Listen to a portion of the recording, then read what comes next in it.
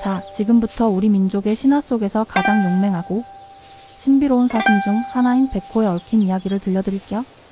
서쪽 하늘을 지키며 정의로운 왕을 돕고 악을 물리치는 백호의 웅장한 전설은 여러분의 심장을 뛰게 할 것입니다. 편안한 마음으로 이야기 속으로 빠져들어 보세요.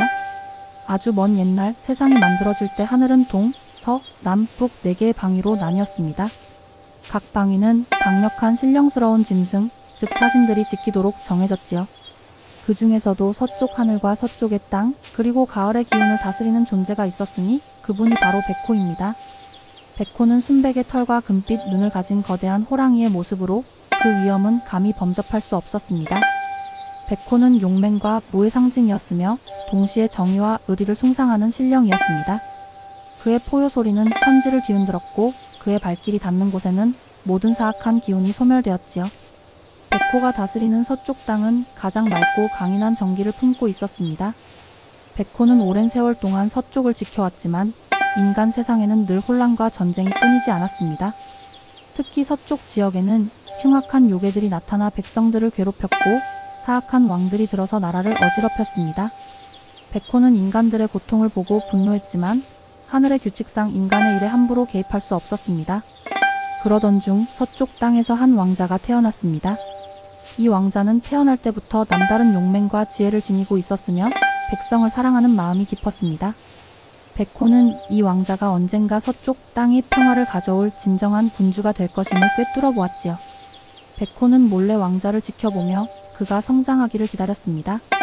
왕자가 성장하여 나라를 다스릴 때가 되었지만 왕자의 형제들과 탐욕스러운 신하들이 왕자의 왕위 계승을 방해했습니다. 그들은 왕자를 모함하고 심지어 목숨까지 위협했지요.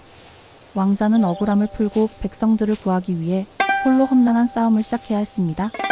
왕자는 자신을 따르는 소수의 충신들과 함께 산속으로 피신해야 했습니다. 그는 절망하지 않고 백성을 위한 새로운 나라를 세울 꿈을 꾸었지요.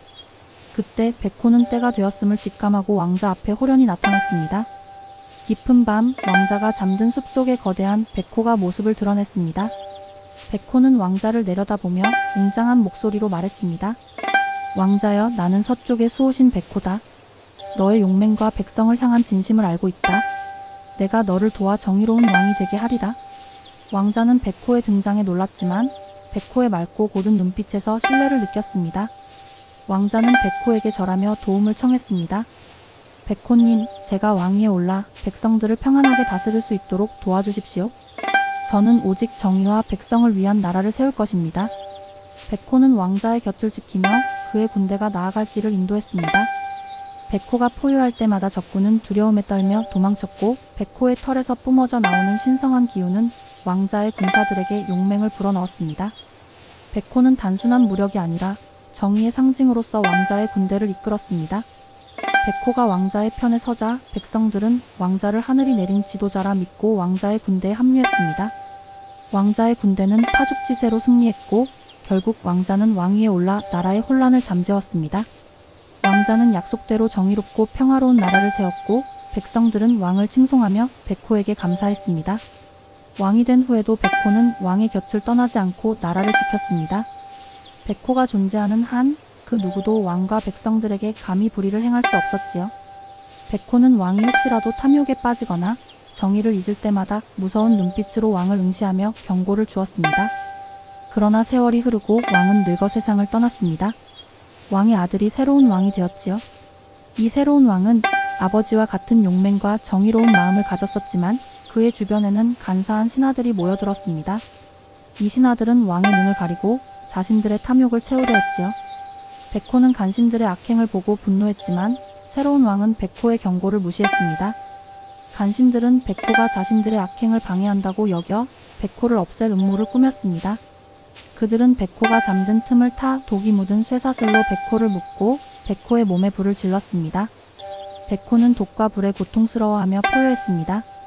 그의 포효 소리는 온 나라에 울려 퍼졌고 하늘은 어두워지고 땅은 진동했습니다.